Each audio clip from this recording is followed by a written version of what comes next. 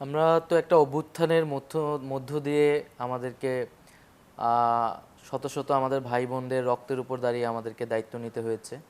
ফলে আমরা যখন এই জায়গাটি এসেছি, এই জায়গাটা আমরা আমাদের যে ব্যক্তিগত পরিচয়, ব্যক্তি সত্তা, সেই জায়গা থেকে আমরা এই দায়িত্বটি বা এই কাজে থাকতে পারছি না। মূলত আমাদের যে সামগ্রিক প্রত্যাশা, আমাদের যে যারা এই আন্দোলনে অংশগ্রহণ করেছে, সকলের একটা প্রতিনিধিত্বের জায়গা থেকে আমরা এখানে কাজ করছি। আমাদের এই অভ্যুত্থানের যে প্রতিশ্রুতি ছিল, যে লক্ষ্য আমাদের আছে, সেই লক্ষ্য অনুযায়ী আমরা কাজ করছি এবং অন্তর্বর্তী সরকারকে সেই দিকে দিক নির্দেশনা দেওয়ার চেষ্টা করছি। ফলে আমাদের এই অভ্যুত্থানের ভিতর দিয়ে আমরা যেই আমাদের ভাই বোনদেরকে হারিয়েছি, যারা এখনও আহত রয়েছে, তাদের জন্য আমরা কাজ করার চেষ্টা করছি। যারা দোষী, যারা এই গণহত্যার সাথে জড়িত ছিল, তাদের বিচারের জন্য, তাদেরকে গ্রেফতারের জন্য কার্যক্রম করা হচ্ছে। এবং সর্বোপরি সবার যেটা প্রত্যাশা, যে একটি নতুন বাংলাদেশ গঠিত হবে এবং তার জন্য যে সংস্কারের রূপরেখা, সকল সেক্টরে যে আমরা সংস্কার চাচ্ছি, বৈষম্যের বিরুদ্ধে আমরা কথা বলতে পারছি এবং একটি নতুন বাংলাদেশ গড়ব, সেই প্রত্যয় এবং সেই স্বপ্ন আমরা দেখতে পাচ্ছি। সেই স্বপ্নকে আমরা এগিয়ে নিয়ে যাওয়ার জন্য চেষ্টা করছি। না, আমরা তো একদম নিরেট কোটা সংস্কারের দাবিতেই এই আন্দোলনটি শুরু হয়েছিল এবং আমাদের লক্ষ্য উদ্দেশ্য কেবল কোটা সংস্কারই ছিল। আমাদের দুঃখের জায়গাটা এটি ছিল যে কোটা সংস্কারের জন্য আমরা এর আগে একবার আন্দোলন আমাদের করতে হয়েছে, তখন আমাদের নিপীড়িত হতে হয়েছিল, রক্ত দিতে হয়েছিল এবং অনেক ত্যাগের ভিতর দিয়ে কিন্তু আমরা কোটা সংস্কার আদায় করেছিলাম বা কোটা বাতিল আদায় করেছিলাম। সেটি যখন পুনরায় আবার ফিরে আসলো, শিক্ষার্থীরা ক্ষুব্ধ ছিল। ফলে এই আন্দোলন সফল করতেই হবে, এটা ছাড়া কোনো বিকল্প ছিল না। কিন্তু এই আন্দোলনের ঘটনার ধারাবাহিকতায় আমরা যে ভয়াবহ পরিস্থিতি, শুধু বাংলাদেশ নয় পুরো বিশ্ববাসী দেখেছে, যে বাংলাদেশের ইতিহাসে কোনো আন্দোলনে এত দ্রুত সময়ে, এত অল্প কয়েকদিনে এত মানুষকে, এত ছাত্রদেরকে হত্যা করা হয়নি, যেটা শেখ হাসিনা সরকার করেছে। এবং যখন এত রক্তপাত ঘটে গিয়েছে, এত ভাই বোনেরা শহীদ হয়েছে, তখন এই আন্দোলন আর কোটা সংস্কারে থেমে থাকেনি। এটা মানুষের জাতীয় মুক্তির আন্দোলনে পরিণত হয়েছিল। একটা স্কুলের ছেলে, একটা প্রাইভেট বিশ্ববিদ্যালয়ের ছেলে মেয়েরা, তারা নেমেছে, একজন মজুর নেমেছে, শ্রমিক নেমেছে, শিশুরা পর্যন্ত নিহত হয়েছে। তো স্বাভাবিকভাবেই সারা দেশের মানুষ যখন নেমে এসেছে, এটা মানুষের মুক্তির আন্দোলনে পরিণত হয়েছে। ফলে এই আন্দোলন দ্রুত বেগে এগিয়েছে মানুষের সমাজে ন্যায় বিচার প্রতিষ্ঠার জন্য, মানুষের জীবনের নিরাপত্তা ও মর্যাদা প্রতিষ্ঠার জন্য। তখন এটি সরকার পতনের আন্দোলনে রূপান্তরিত হয়েছে এবং ছাত্রদের নেতৃত্বে এই আন্দোলন সফল হয়েছে এবং সরকারের পতন ঘটেছে। এবং আমরা বলি সফল নয়, এই আন্দোলনের একটি ধাপ হয়তো সম্পূর্ণ হয়েছে। আন্দোলনের যেই প্রতিশ্রুতি এবং আকাঙ্ক্ষা, সেটি অর্জনের মাধ্যমে মূলত এই অভ্যুত্থান পূর্ণাঙ্গভাবে সফল হবে। আমাদের একটি লড়াই মাত্র শুরু হয়েছে এবং এই লড়াইটি আমাদের অব্যাহত রাখতে হবে। ফলে আমরা এতদিন বিরোধিতা করেছি, আমরা বিদ্রোহ করেছি, এখন আমাদের গঠন করার সময়। এই রাষ্ট্রটিকে, পুরো বাংলাদেশকে, সমাজ ও মানুষের মননকে আমাদের নতুন করে তৈরি করতে হবে এবং বাংলাদেশকে নেতৃত্ব দিতে হবে। সেই জায়গা থেকে আমাদের আসলে একটা দীর্ঘ পথ পাড়ি দিতে হবে। কিন্তু আমরা জানি এখনও ষড়যন্ত্রের পরিস্থিতি শেষ হয়ে যায়নি। সরকার এবং সরকারের বাইরে বিভিন্ন জায়গায় সেই ফ্যাসিস্টদের দোসররা রয়ে গেছে, যারা নানাভাবে পরিকল্পনা করছে। কিন্তু ছাত্র জনতার পক্ষ থেকে কিন্তু বলা হয়েছে এবং সরকারের পক্ষ থেকেও আমরা বলি যে আওয়ামী লীগকে বা ফ্যাসিস্ট এবং তাদের দোসরকে পুনর্বাসনের চেষ্টা করা হলে তাদের বিরুদ্ধে কঠোর ব্যবস্থা নেওয়া হবে। আমাদের রক্তের দাগ এখনও শুকায়নি, আমাদের ভাইরা এখনও হাসপাতালে আছে আহত অবস্থায়, আমাদের বোনেরা, এবং এখনও আমাদের ভাই বোনেরা কিন্তু শহীদ হচ্ছে। এবং এর মধ্যেও যারা আওয়ামী লীগকে আবার পুনর্বাসনের পরিকল্পনা করছে, আওয়ামী লীগকে আবার বাংলাদেশের মাটিতে স্থান দেওয়ার কথা ভাবছে, তাদের বিরুদ্ধে অবশ্যই কঠোর ব্যবস্থা নেওয়া হবে। আওয়ামী লীগ একটি গণহত্যার সাথে জড়িত, মানুষের ভোটাধিকার হরণের সাথে জড়িত, গুম খুন, মানবাধিকার হরণের সাথে জড়িত।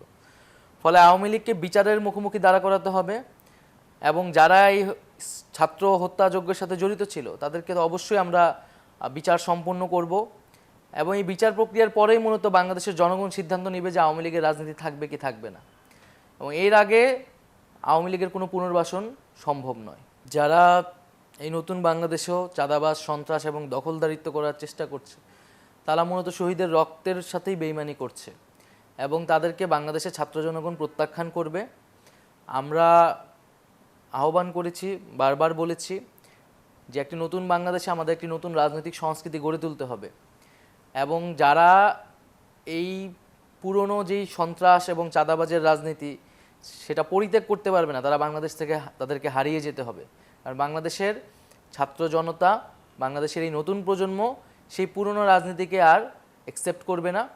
আমরা একটা নতুন বাংলাদেশের জন্য একটা নতুন রাজনীতি করতে চাই, যেখানে চাঁদাবাজি, সন্ত্রাস এবং দখলদারিত্বের কোনো ঠাঁই হবে না। তো আমাদের আহ্বান থাকবে, যদি বাংলাদেশের এই পরিবর্তিত বাংলাদেশে নতুন করে রাজনীতি করতে হয়, জনগণের সমর্থন পেতে হয়, তাহলে অবশ্যই এই ধরনের ন্যাক্কারজনক কাজকে পরিত্যাগ করতে হবে। আমরা তো বলেছি যে এই মুহূর্তে আমাদের রাজনৈতিক দল আমরা ভাবছি না, দলের থেকে মূলত দেশের কথা আমরা ভাবছি। বাংলাদেশ যেহেতু একটা অভ্যুত্থান পরিবর্তী পরিস্থিতি আমরা পার করছি, ফলত এখন ছাত্র জনতা এবং সকল রাজনৈতিক সামাজিক দলকে ঐক্যবদ্ধভাবে দেশ গঠনে মনোযোগী হতে হবে।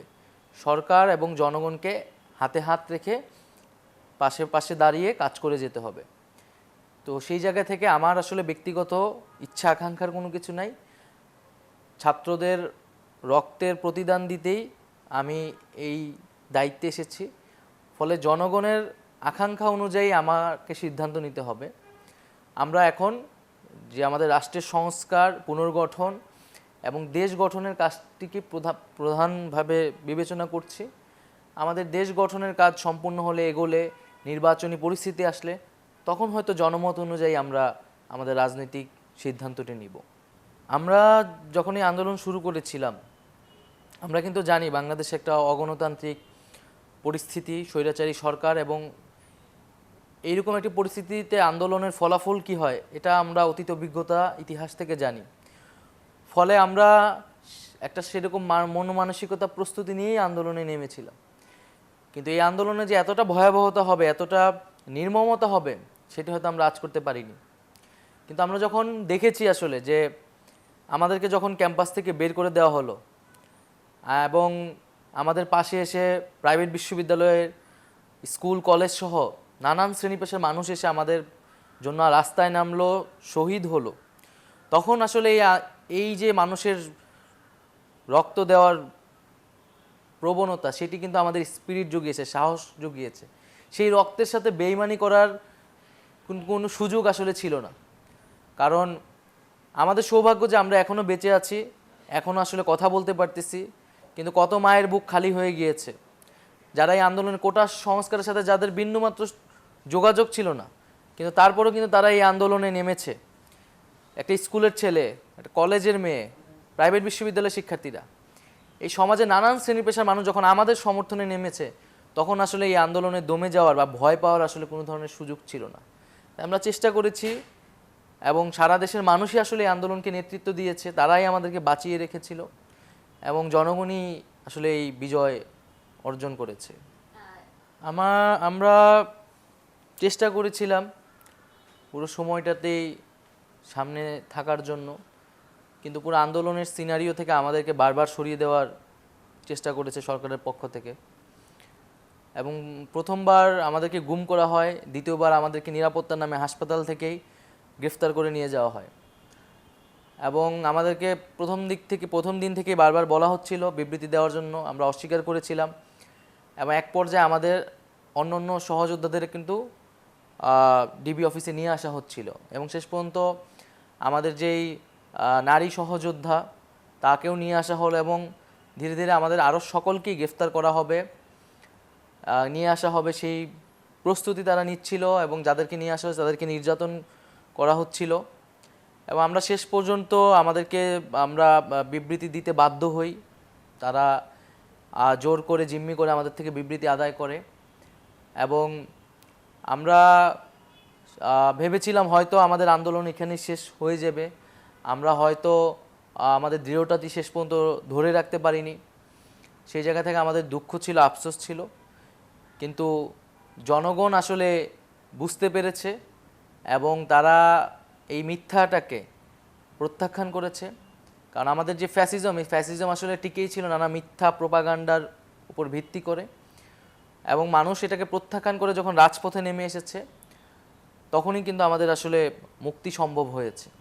ফলে সেই মুক্তিকামী মানুষ, রাজপথের মানুষকে আমরা ধন্যবাদ দিতে চাই, কারণ তারাই এই আন্দোলনের আসলে প্রকৃত নেতা এবং প্রকৃত বিজয়ী। এটি এখন আসলে অনেক কষ্টসাধ্য কাজ। একটি ধ্বংসস্তূপের মধ্যে মূলত আমাদেরকে দায়িত্ব নিতে হয়েছে, এবং গত 16 বছরে পুরা কাঠামোটি আসলে ভেঙে পড়েছে, লুটপাট হয়েছে, দুঃশাসন, দুর্নীতি হয়েছে। ফলে এটি নতুন করে আবার গঠন করা, সংস্কার করা যথেষ্ট চ্যালেঞ্জিং। বাংলাদেশে আমরা দেখেছি যে স্মার্ট বাংলাদেশ, ডিজিটাল বাংলাদেশের কথা বলা হয়েছে, কিন্তু সকল আন্তর্জাতিক আইসিটি সূচকগুলোতে কিন্তু বাংলাদেশের অবস্থান খুবই নিচে। বাংলাদেশের গণমাধ্যমের স্বাধীনতার জায়গা থেকেও বাংলাদেশের অবস্থান খুবই নিচে।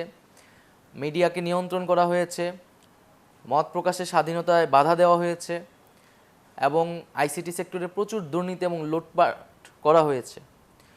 ফলে এই সকল বিষয়কে আমলে নিয়ে আমাদেরকে নতুন করে আবার ভাবতে হচ্ছে, আমাদেরকে সংস্কারের কথা ভাবা লাগছে।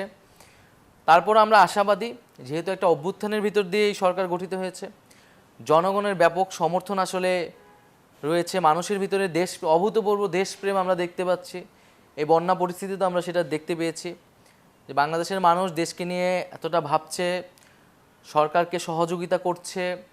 যারা দেশের বাইরে আছে সেই প্রবাসী ভাই বোনরাও বাংলাদেশকে নিয়ে প্রচুর পরিমাণে ভাবছে এবং সাহায্য সহযোগিতা করতে চাচ্ছে।